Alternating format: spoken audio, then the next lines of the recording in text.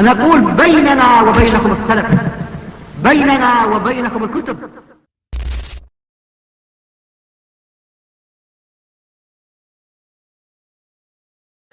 Maintenant, nous allons aborder la mas'ala de ce qu'on appelle al-inkar ou al-alani ala al-hakim, la réprimande du gouverneur en public. Cette mas'ala, tout comme la précédente, est connue et n'est pas nouvelle. Elle a été mentionnée dans les livres des savants, et parmi les meilleurs livres des contemporains à ce sujet, le livre Mu'amalatul Hukkam du Cheikh Abdus Salam ibn Barjas, rahimahullah, qu'on a cité au début du cours. Donc pour essayer de faire court, le prophète sallallahu alayhi wa sallam a dit dans un hadith bien connu, car il fait partie de Al-Arba'in al-Nawawiyya, c'est le 7e hadith, Ad-dinun nasiha, la religion c'est le bon conseil. Et lorsqu'on lui demanda pour qui, parmi ce qu'il cita, il dit li a'immatil muslimin, pour les dirigeants des musulmans. Donc parmi les droits du gouverneur, il y a le fait qu'on le conseille s'il fait une erreur. Mais de quelle manière se fait cette nasiha? La réponse se trouve dans le hadith de Iyad ibn Ghanam, rapporté par l'imam Ahmed dans son Musnad et authentifié par le Cheikh al-Albani, dans lequel le messager d'Allah sallallahu alayhi wa sallam a dit Man arada an yansaha li dhi sultanin bi amr fala yubdilahu alaniya walakin liya'khudh bi yadihi falyakhluwa bih fa in qabila minhu fadhak wa illa kana qad adda alladhi alayhi. Celui qui souhaite conseiller une personne d'autorité comme le gouverneur ou ses émirs sur une affaire, qu'il ne le fasse pas en public, mais plutôt qu'il le prenne par la main et s'isole avec lui. S'il accepte son conseil, tant mieux, et s'il n'accepte pas, il aura alors accompli son devoir.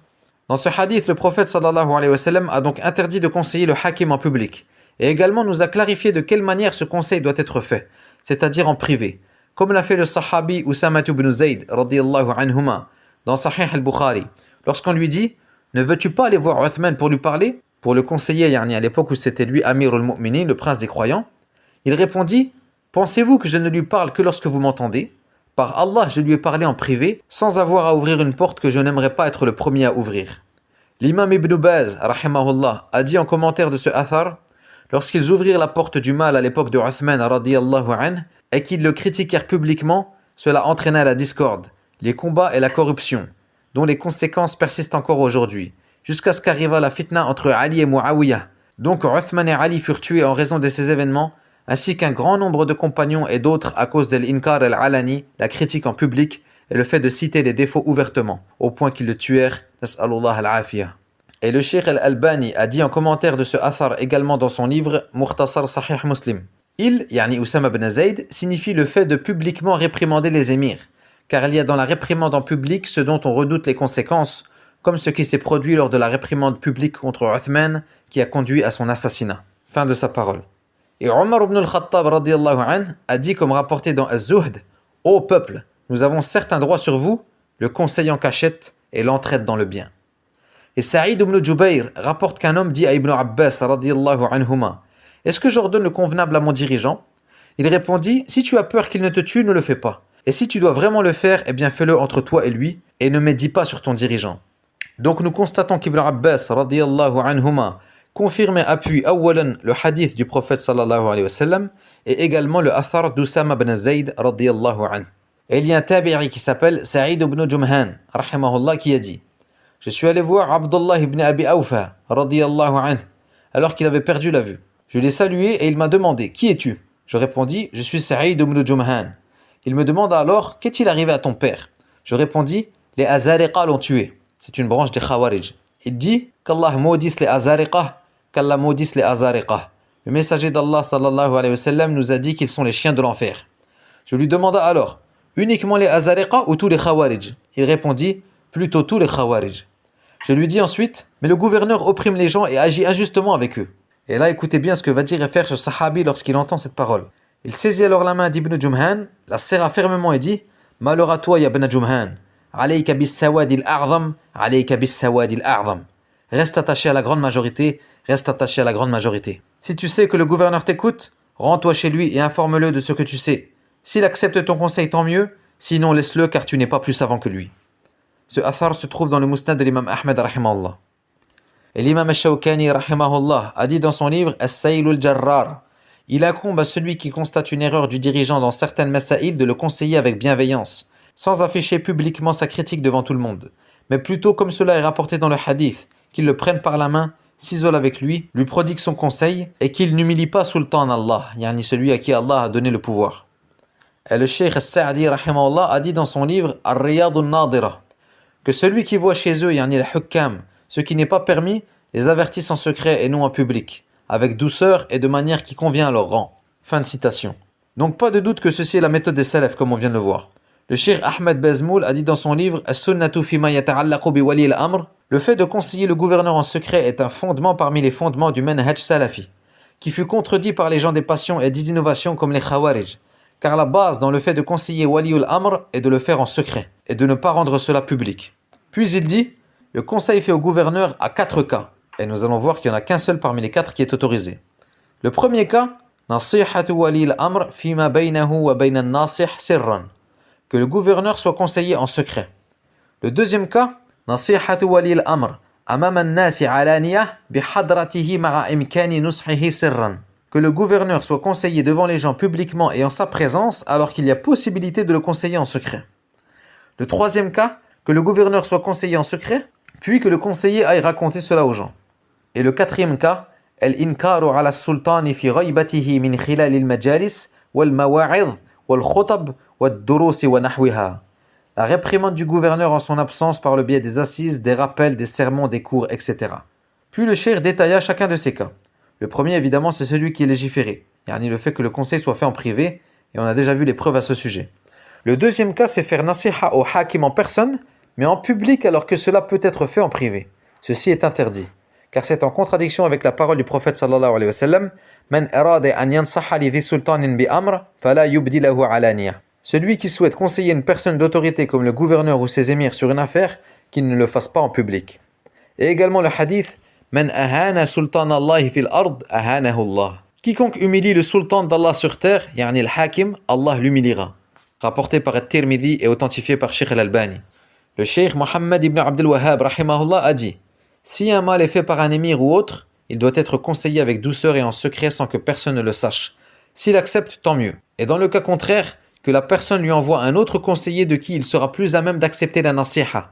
Et s'il n'accepte toujours pas, on peut alors faire la réprimande en public, sauf si cette personne conseillée est un émir, dans ce cas qu'il vienne me rapporter l'affaire en secret. Ensuite, le troisième cas cité par le cheikh, c'est celui qui conseille le hakim en privé, puis qui va raconter aux gens qu'il l'a conseillé. Ceci est interdit également car cela contredit le hadith de Iyad précédemment cité, et c'est une humiliation du sultan, et en plus de ça, ça rentre dans l'ostentation. Et enfin, le quatrième cas, c'est le fait de conseiller ou réprimander le gouverneur en son absence, que ce soit dans les assises, dans les rappels, dans les sermons, etc. Et bien sûr, ceci est haram à plus forte raison, car premièrement, cela révèle de la propagation de la turpitude, et ceci est interdit car Allah Ta'ala dit إن الذين يحبون أن تشيع الفاحشة في الذين آمنوا لهم عذاب أليم في الدنيا والآخرة. Ceux qui aiment que la turpitude se propage parmi les gens auront un châtiment douloureux ici-bas comme dans l'au-delà. C'est interdit aussi car cela est en opposition avec le hadith de Iyad, mais aussi avec la méthode des salafs dans la façon de conseiller Wali al-Amr. Et c'est aussi une humiliation du hakim, et car cela conduit à faire couler le sang des musulmans. Le cheikh Ahmed ibn Yahya al-Najmi rahimahullah a dit la réprimande publique des gouverneurs est une chose innovée et ne fait pas partie des fondements de la sunna. Le cheikh Mohammed Bazmoul, hafidhahullah, qui est le frère du cheikh Ahmed Bazmoul, mais également le mufti actuel de Mecca, a dit aussi que ceci est une bid'a. Quant au hadith que certains utilisent pour justifier al-inkar al-alani en absence du dirigeant qui dit « Afdalul jihadi kalimatu haqqin 'inda sultanin ja'ir » le meilleur des djihad est une parole de vérité auprès d'un dirigeant injuste, authentifié par le cheikh al-Albani, eh bien ce hadith est en réalité une preuve contre eux.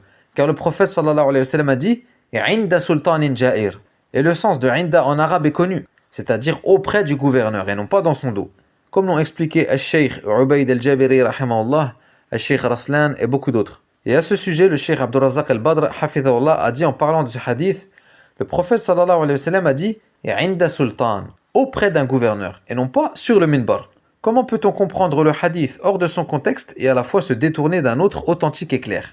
Man arada an yansaha li dhi sultanin bi amr fala yubdi lahu alaniyah. Fin de sa parole, dans une conférence en 1431 correspondant à l'année 2010.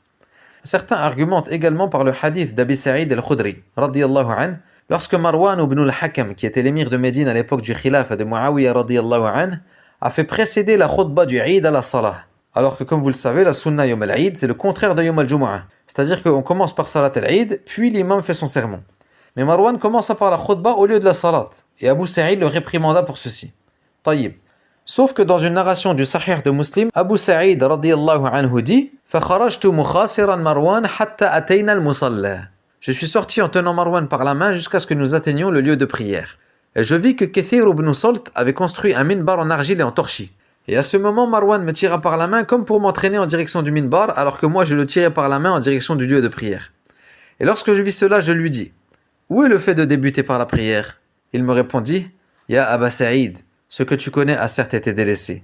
Je lui dis alors non, par celui qui détient mon âme dans sa main, vous ne venez certainement pas avec meilleur que ce que je connais. Il le dit 3 fois plus parti. Donc, comme l'a dit entre autres le cheikh Ubayd al-Jabiri ainsi que le cheikh Ibrahim al-Muhammid, cette conversation entre eux était privée, même si les gens les voyaient. Et le cheikh Mohammed Bazmoul aussi dit que c'est ce qui est apparent.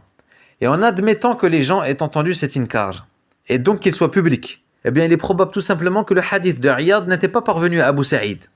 Et en admettant que cette nasiha ait été faite en public, et qu'Abu Sa'id connaissait le hadith, eh bien comme cela est connu, la parole ou l'acte d'un compagnon n'est pas considéré comme une preuve s'il est en contradiction avec celle d'un autre compagnon. Que dire s'il est en contradiction avec la parole du prophète sallallahu alayhi wa sallam? Et le cheikh Zayd al-Madkhali rahimahullah a dit sur ce athar, ceci est un ijtihad personnel qu'on ne peut pas utiliser comme preuve, sachant que les fondements incontestables indiquent que le conseil du gouverneur se fait en privé. Et écoutez ce qu'a dit l'imam al-Salih, Muhammad ibn Salih, comme le disait souvent Cheikh Raslan, hafidhullah, parlant du cheikh Ibn Uthaymin rahimahullah. Ibn Uthaymin a dit tout ce qui est rapporté comme inkar alani venant des salaf se produisit en présence de l'émir. Et ikhwa, il est important ici de différencier entre al-inkar al-fa'il, réprimander celui qui fait l'acte, et inkar al-munkar, réprimander l'acte lui-même. Le cheikh Sulayman al-Ruhayli nous explique que al-inkar al-fa'il consiste à blâmer l'auteur d'un acte interdit en incriminant. Ou bien, comme a dit le cheikh Mohammed Bazmoul aussi, al-inkar al-hakim consiste à lier le gouverneur à l'acte munkar. Tandis que inkar al-munkar, c'est prévenir que cet acte est interdit et qu'il n'est pas permis de le commettre, sans parler de qui a commis cet acte. Et il est obligatoire de faire cette différence, car nous trouvons que 2 groupes de personnes ont confondu entre ces 2 choses. Le premier groupe a cru que mettre en garde contre un acte et informer que cet acte est haram est un inkar alani, une réprimande de l'auteur de cet acte. Et ils disent donc, les savants réprimandent les gouverneurs en public, car les savants clarifient le jugement des choses. Ils disent par exemple, les banques usuaires sont muharrama. Et là, Afwan, j'ouvre une parenthèse, lorsqu'on informa le cheikh Salih al-Fawzan que certains lui attribuent cette parole, yani l'inkar al-alani, il répondit, yakdhib, il ment celui qui nous attribue cela. Nous ne réprimandons pas en public. Le fait de conseiller Wali al-Amr se fait en secret. Ceci est un fondement d'Ahlus Sunnati wal Jama'a. Voilà, je ferme la parenthèse. Donc le cheikh Sulayman continue et dit, et un autre groupe a cru que vu que la critique du gouverneur en public est interdite, il est donc interdit de citer le jugement des munkarat. Et ceci également est une erreur. Mais ce qui est juste, c'est la voie sur laquelle étaient nos pieux prédécesseurs, as-salaf salih, et ce sur quoi sont nos savants, qui est le fait de clarifier le jugement de ces munkarat sans réprimander publiquement le hakim. Mais à ce sujet, je vous donne une faïda que j'ai entendue du cheikh Adil Mansour accompagné du cheikh Ahmed al-Subay'i, tous 2 faisant partie des shuyukh de Nahj al-Wadih. Le cheikh a dit Al-inkar al-alani, ô mes frères, ce n'est pas seulement le fait de monter sur le minbar et de parler sur le ministre. Il y a des gens qui, intentionnellement, ne parlent du péché que lorsque le gouverneur le commet. Ceci est une forme d'inkar alani. Il y a dans l'année 360 jours environ. Tu as dans le mois 4 khotab de Jumu'ah, en plus de tes durous et de tes tweets. Et tu ne parles de ce péché que lorsque le commet le gouverneur. Alamen tathak. De qui te moques-tu? Apprends aux gens leur religion. Enseigne-leur toutes les muharramat. Mais que tu attendes que le hakim fasse ce péché pour en parler, ceci est un inkar alani muhajjab, yani caché. Et j'ai posé la question suivante au cheikh Derash al-Ajmi hafidhahullah. Comment répliquer à ceux qui prétendent que le fait de se taire sur ce qui s'est passé par exemple au Mawsim de Riyad en Arabie récemment équivaut au fait de participer à ce munkar et qu'il est obligatoire de réprimander cela par la langue comme cela est venu dans le hadith, celui parmi vous qui voit un mal, qu'il le change par sa main, s'il ne peut pas, qu'il le change par sa langue, s'il ne peut pas, qu'il le change alors par son cœur et ceci est le plus faible degré de la foi. Le cheikh m'a répondu, celui qui dit que le silence est une participation ne connaît pas la législation. Car inkar al-munkar, réprimander le mal, est un fard kifaya. Yani c'est une obligation mais pas à l'ensemble de la umma. Si une partie des gens s'en acquittent, eh bien les autres ne prennent pas de péché. Ensuite, l'inkar est de 3 degrés. Et parmi eux celui du cœur comme cela est cité dans le hadith. Comment peut-il alors prétendre que ce taire revient à participer au munkar? Celui-là a rendu étroit quelque chose de vaste. Ou bien il cherche à provoquer de l'agitation de n'importe quel moyen. Taïb. Pour revenir au cheikh Sulayman hafidhahullah, il dit également Quant à ceux qui a été rapportés comme réprimande des umara, yani les personnes nommées par le calife pour diriger telle ou telle contrée, si c'est attribué à autre que les compagnons, eh bien l'acte fait par autre qu'un compagnon n'est pas un dalil. Et quant à ceux qui a été rapportés par des compagnons dans ce genre de choses, eh bien beaucoup de ces athars ne sont pas authentiques. Et ceux parmi eux qui sont authentiques, eh bien certains savants ont une parole forte à ce sujet. Ils ont dit, tous ces athars ne prouvent pas la permission de critiquer les gouverneurs, car ce sont tous des cas isolés, et non une méthode générale empruntée. Car même ces compagnons de qui on rapporte ces choses n'ont pas réitéré ces actes au point qu'on leur attribue comme étant une voie qui leur est propre. Et d'autres savants également ont eu un avis qui est qawi à ce sujet. Ils ont dit, tous ces athars sont des exceptions à la règle de base, qui est que réprimander le gouverneur ou son remplaçant est interdit. Et ils ont dit, même ces exceptions ont des conditions. La première est que le gouverneur réprimandé soit présent, afin qu'il puisse répondre et se justifier. La deuxième condition, que celui qui fait la réprimande soit quelqu'un de haut rang, qui sait que son statut calmera la colère du hakim. La troisième, que cela ne provoque pas de fitna pour le peuple, en les menant à critiquer le gouverneur ou pire se rebeller contre lui. La quatrième condition, que ce mal soit fait devant cette personne en direct et en présence du hakim. Et la cinquième, et le shir dit que c'est une faïda, que ce mal soit fait dans une chose parmi les rites de la religion, et que s'il n'est pas réprimandé sur le coup, les gens pourraient croire que ceci fait partie du din. Car toutes ces réprimandes se produisirent lorsque des rites de la religion furent altérés, et donc si ce compagnon s'était tu, les gens auraient cru que cette chose fait partie du din. Cette réprimande était alors une darura, une nécessité afin de préserver la religion. Et c'est ce qu'a dit également le cheikh Ahmed Bazmoul, yani que cela s'est produit par darura. Car même en présence de l'émir, la base c'est que c'est interdit. Pourquoi? Parce que c'est une désobéissance à la parole du prophète sallallahu alayhi wa sallam. Man arada an yansaha li dhi sultanin bi amr, fala yubdi lahu alaniya. Celui qui souhaite conseiller une personne d'autorité comme le gouverneur ou ses émirs sur une affaire, qu'il ne le fasse pas en public. Et même notre raison confirme cette manière. Car qui de nous aime se faire réprimander en public à Irwa? Le messager sallallahu alayhi wa sallam a dit, La yu'minu ahadukum hatta yuhibba li akhihi ma yuhibbu li nafsihi. L'un de vous ne croira vraiment que lorsqu'il aimera pour son frère ce qu'il aime pour lui-même. Que dire du sultan, le chef de l'État? Le cheikh Sulayman al-Ruhayli hafidhahullah a dit, il incombe de conseiller le gouverneur en privé, tout en préservant son honneur et son prestige aux yeux des gens. Le cheikh dit, l'un de nos shuyukh min kibar al-ulama, rahimahullah, disait, نحن إذا دخلنا على ولي الأمر كنا للعامة وإذا خرجنا إلى العامة كنا لولي الأمر. Lorsque nous sommes auprès du dirigeant, nous sommes avec le peuple. Et lorsque nous sommes avec le peuple, nous sommes avec le dirigeant. Chouf la hikmah. Yani lorsqu'il est auprès du gouverneur, il lui rapporte ce qui se passe et le conseille en privé. Et lorsqu'il sort de chez le gouverneur, il ne va pas voir les gens pour se vanter d'avoir conseillé et montrer son courage. Mais plutôt, il ordonne aux gens l'écoute et l'obéissance et il les appelle au calme, etc.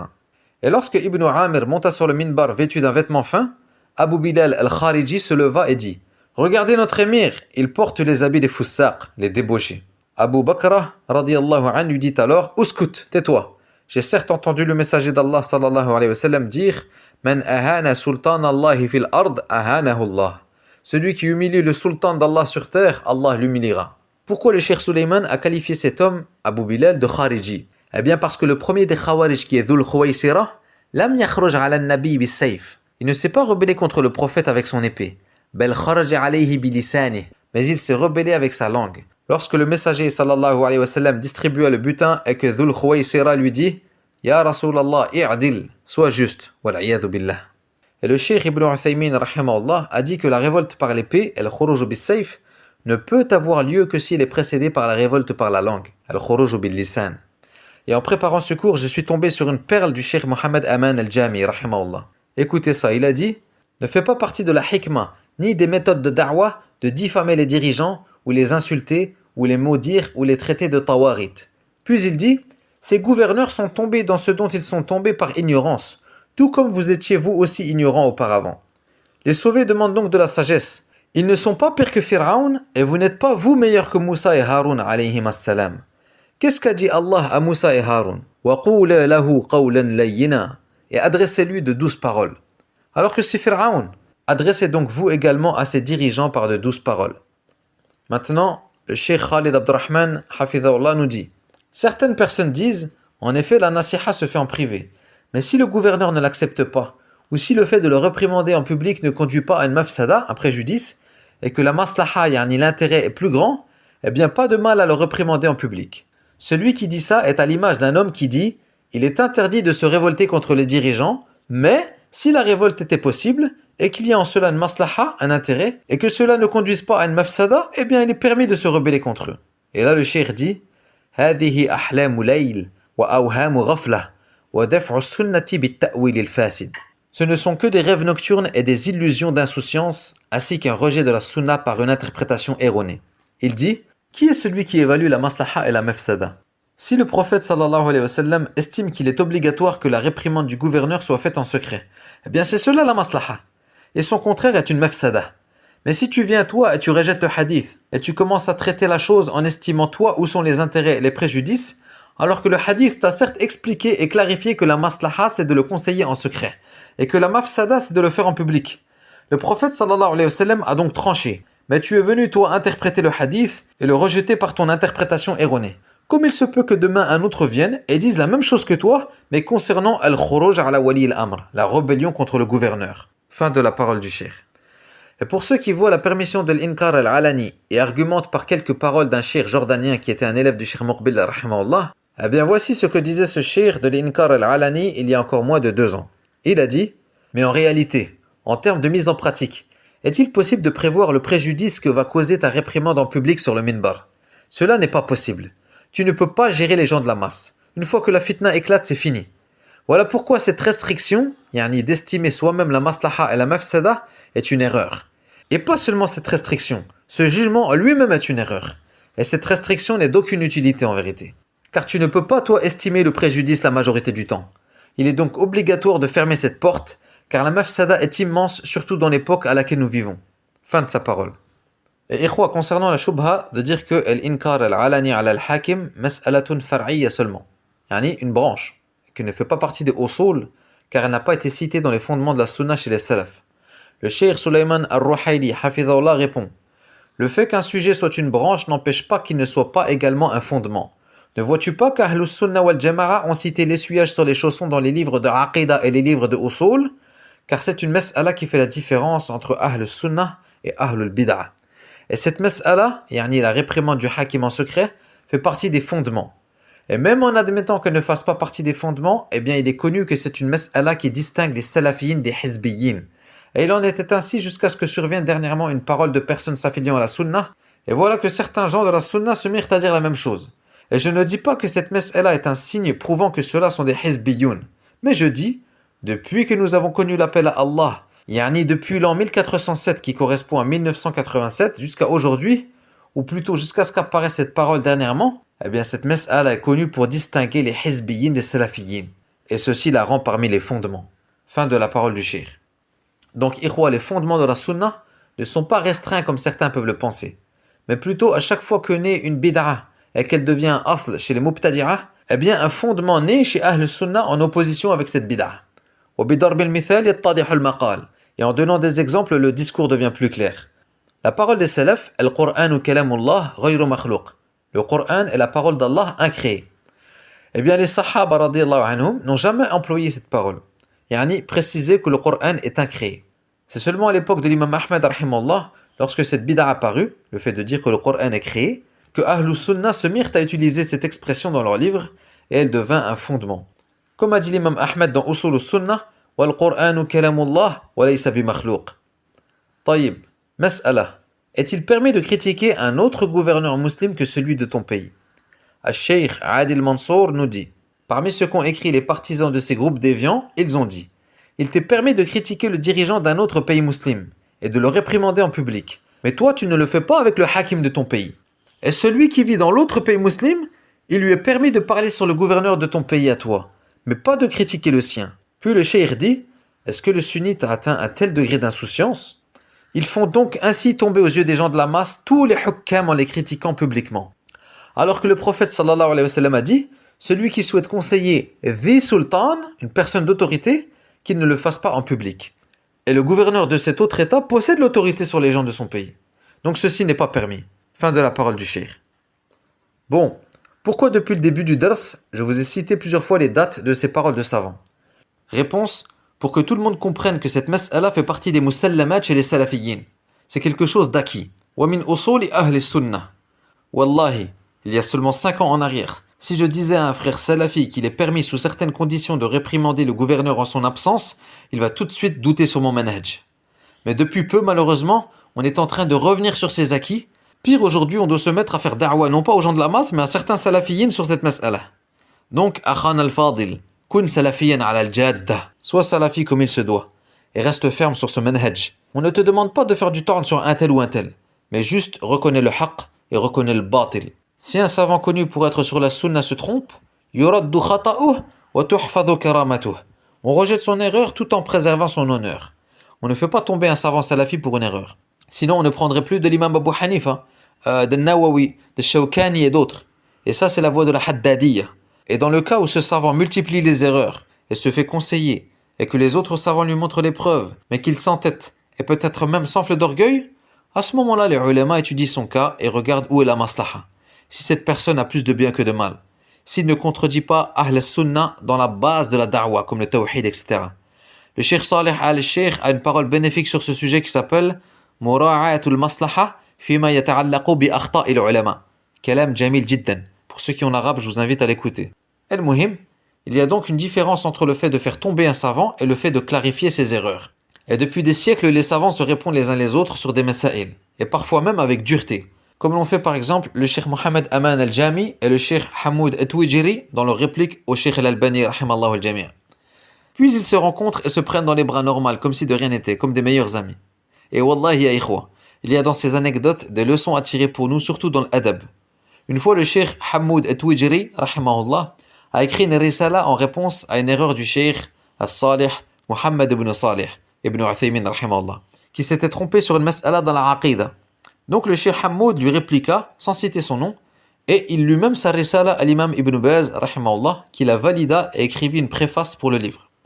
Le Cheikh Ibn Uthaymin entendit parler de cette réplique avant qu'elle ne soit propagée. Il demanda alors au Cheikh Ibn Baz de lui envoyer une copie. Il l'a lu, et là écoutez bien. Qu'est-ce qu'a fait le Cheikh Ibn Uthaymin? Est-ce qu'il s'est enflé d'orgueil? Est-ce qu'il a cherché à argumenter et répliquer à son tour? Pas du tout. Il a lu, il a reconnu le haqq, et il écrivit une préface à son tour, dans laquelle il fit les éloges du livre et en confirma la totalité, et demanda qu'elle soit ajoutée au livre. Oui, vous avez bien compris, le cheikh a fait la préface du livre dans lequel on lui réplique. هذه أخلاق العلماء يا إخوة والحق أحق أن يتبع. Donc, أخي الفاضل إياك والتعصب. La réprimande du gouverneur en son absence est une dangereuse erreur, et certains même ont dit une bid'ah. Et ne dis pas que le cheikh Intel est venu avec les preuves. Le cheikh Sulaiman al-Ruhaili a dit en parlant des suiveurs de ce cheikh que toutes leurs soi-disant preuves ne sont rien d'autre que les shubuhat des sururiyin. Ikhwa, si demain un savant se met à dire que le Coran est créé, et il utilise comme preuve les mêmes shubuhat que les mu'tazila, est-ce qu'on va se mettre à dire que finalement il y a divergence? A'udhu billah. Ce n'est pas une mas'ala khilafiyya, abadan. As-Suyuti a dit فَلَيْسَ كُلُّ خِلَافٍ جَاءَ مُعْتَبَرًا إِلَّا خِلَافُنَهُ حَظٌّ مِنَ النَّظَرِ. Toute divergence n'est pas forcément prise en considération, sauf une divergence qui repose sur un raisonnement valable. Et c'est pour ça que les savants ont répliqué à cette parole, pour couper court et fermer la porte, car ils savent que Zallatul alim, fitnatul alam. L'erreur du savant est une épreuve pour le monde entier. Le cheikh Khalid Abdurrahman a dit Ad-din la yataghayyaru bi zallatil ulama. La religion ne change pas à cause des erreurs des savants. Sinon elle disparaît. Tous les savants font des erreurs. Il y a une sagesse dans cela. Pourquoi des imams de la communauté se trompèrent dans des masaïl aqadiyya, comme l'imam Abu Hanifa rahimahullah, qui était d'avis que les actes ne font pas partie de la foi, ou l'imam al-Nawawi rahimahullah, qui interpréta à tort des attributs d'Allah, alors qu'on ne doute pas une seule seconde de l'ikhlas de ces personnes. Mais comme a dit l'imam Malik rahimahullah, kullun yu'khadhu min kalamihi wa yurad illa sahiba hadha al-qabr. On peut accepter ou rejeter les propos de tout le monde, sauf de celui qui est dans cette tombe. Et il désigna la tombe du prophète sallallahu alayhi wa sallam. Akhil Fadil, regarde sur YouTube les vidéos datant d'il y a 10 ans par exemple, et tu vas voir qui sont ceux qui autorisent al-inkar al-alani. Nabil al-Iwadi, al-Turayfi, al-Khawarij al-Qa'adiyya. Et il y a des gens qui, pour justifier leur avis batil, vont jusqu'à faire dire à des sahaba ce qu'ils n'ont pas dit, wallahu al-musta'an. Comme celui qui a dit qu'Ibn Abbas critiqua Ali radiyallahu anhu lors de son khilafa en disant de lui « Akhta'a Ali ».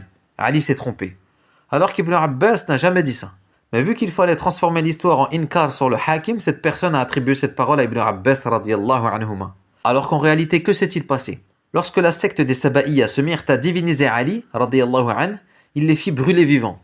Et lorsqu'Ibn Abbas apprit la nouvelle, il dit « Law kuntu ana lam uharriqhum » Si c'était moi, je ne les aurais pas fait brûler. لأن النبي صلى الله عليه وسلم قال La tu'adhibu bi'adhabillah. Car le prophète sallallahu alayhi wa sallam a dit, ne châtiez pas par le châtiment d'Allah. Wa la qataltuhum, kama qala an-nabiy sallallahu alayhi wa sallam, man baddala dinahu faqtuluh.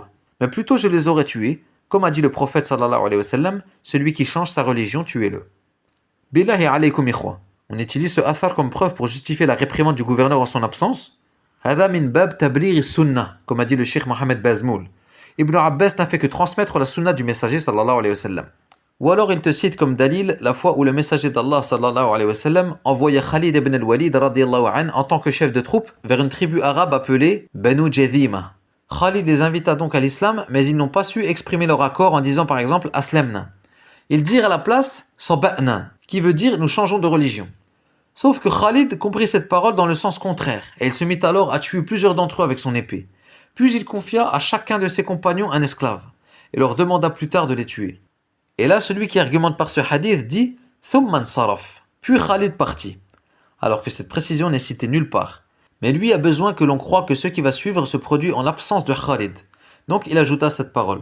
Al-Muhim, Ibn Omar radiyallahu anhuma qui était présent refusa et dit « Wallahi, je ne tuerai pas mon esclave et aucun de mes compagnons ne tuera son esclave. » Jusqu'à ce qu'ils rejoignirent le prophète sallallahu alayhi wa sallam et l'informèrent. Le messager dit alors « Ô Allah, je me désavoue envers toi de ce qu'a fait Khalid. » Où est la preuve là-dedans qu'on a le droit de réprimander le gouverneur en son absence? Et quant aux quelques savants salafis de notre époque chez qui on a vu un inkar alani, soit ils sont excusés comme le Cheikh Muqbil rahimahullah qui voyait le hadith de Iyad da'if, soit ces mêmes savants ont des paroles claires sur le fait que c'est interdit, comme la parole du Cheikh Al-Albani dans Mukhtasar Sahih Muslim, ou la parole du Cheikh Abdul Muhsin Al-Abbad qu'on a vu dans son explication du hadith d'Ummi Salama. Mais il y en a qui disent, comment se fait-il que lorsque c'est le Cheikh Abdul Muhsin qui parla sur les hukam, vous n'avez rien dit? Car c'est vrai qu'à l'époque, dans certains de ses articles, il avait réprimandé les dirigeants du pays. Sauf que bien sûr que les méchèques ont parlé. Le cheikh Mohammed Uthman al-Anjari lui a même répondu dans une risala intitulée Uridu Zaynak, en 1439 correspondant à 2017, dans laquelle il lui a rapporté les preuves et alhamdoulilah le cheikh Abdel Muhsin a retiré presque toutes ces choses de son site internet. Et aujourd'hui, ce que le cheikh Sulaiman al-Ruhaili rapporte de lui, c'est qu'il est d'avis qu'il est permis de réprimander le gouverneur publiquement, à condition que ce soit en sa présence et que le conseiller soit quelqu'un possédant un haut rang et qu'il n'y ait pas de risque de fitna. Donc, en aucun cas, ces paroles sont des choses sur lesquelles on va se baser pour annuler un fondement qui est connu depuis toujours chez Ahl Sunnah. Wala sallamna jadalan ya ikhwa. Même en admettant que ces savants voient que c'est permis. Shar'an, est-ce que la parole de 4 ou 5 savants est un dalil? Khalas. D'ailleurs, la preuve que ce sont des exceptions à la règle. Après ce qui s'est passé au Mawsim de Riyad, est-ce que vous avez vu Cheikh Al-Fawzan ou Cheikh Abdel Muhsin enregistrer un audio ou écrire un bayan pour se désavouer des hukam qui autorisent ces munkarat? Non. Ahlul Bida', oui. Le vendredi suivant, sur le minbar, ils se sont défoulés, en critiquant As-Su'udiyya et en dénigrant les savants qui soi-disant ne condamnent pas le blâmable, et pourquoi laissent-ils se dérouler des concerts dans tel ou tel endroit? Le cheikh Ibrahim al-Muhaymid Hafidhahullah a dit « Ceux qui disent cela sont ignorants et égarés. » Pourquoi? Car les savants n'ont pas la capacité d'interdire ces choses. Est-ce qu'un savant comme Cheikh Ibn Baz ou Cheikh Ibn Uthaymin ou Al-Fawzan doit délaisser ses assises de science pour sortir interdire les munkarat? Le savant Aslan n'a pas d'autorité sur le gouverneur. Tout ce qu'il peut faire, c'est le conseiller en privé. S'il accepte de lui, alhamdulillah, et s'il n'accepte pas, eh bien il aura fait ce qui lui incombe et sa responsabilité ne dépasse pas ce stade. Donc, ô vous mes frères, accrochez-vous au Coran et à la Sunna selon la compréhension des salafs. Et comme il fut dit, وَكُلُّ خَيْرٍ فِي اتِّبَاعِ مَنْ سَلَفْ وَكُلُّ شَرٍ فِي ابْتِدَاعِ مَنْ خَلَفْ. Tout bien réside dans le suivi de ceux qui ont précédé, et tout mal réside dans l'innovation de ceux qui ont succédé. Et gare à vous de vous fanatiser pour un tel ou un tel. Et comme il fut dit, وَقَوْلُ أَعْلَمِ الْهُدَى لَا يُعْمَلُ بِقَوْلِنَا بِدُونِ نَصٍّ يُنْقَلُ فِيهِ دَلِيلُ الْأَخْذِ بِالْحَدِيثِ وَذَاكَ فِي الْقَدِيمِ وَالْحَدِيثِ. Et celui pour qui cette mas'ala est claire et qui se demande pourquoi je passe autant de temps à la clarifier, eh bien qu'il remercie Allah tabaraka wa ta'ala, car tout le monde n'est pas dans son cas. Et je conclus, ikhwa, avec une nasiha du cheikh Ahmed Bazmoul, hafidhahullah, que j'ai déjà cité en partie dans le ders précédent. Il a dit, mes frères, je me recommande ainsi qu'à vous, premièrement de connaître la vérité et de s'y accrocher. La réprimande en public du gouverneur est une erreur. L'écoute et l'obéissance au gouverneur, c'est cela la base, dans ce qui n'est pas une désobéissance à Allah. Et le fait de critiquer le hakim fait partie de la voie des khawarij. Ceci est une erreur. Accroche-toi au haqq, mais sans te mêler au point de secourir un tel ou un tel, ou de critiquer un tel ou un tel. Délaissez cela, car cela n'est pas votre affaire. Ce n'est l'affaire que de certains savants qui parleront s'ils voient un intérêt dans le fait de parler, ou qui se tairont s'ils voient un intérêt à se taire. Fin de sa parole.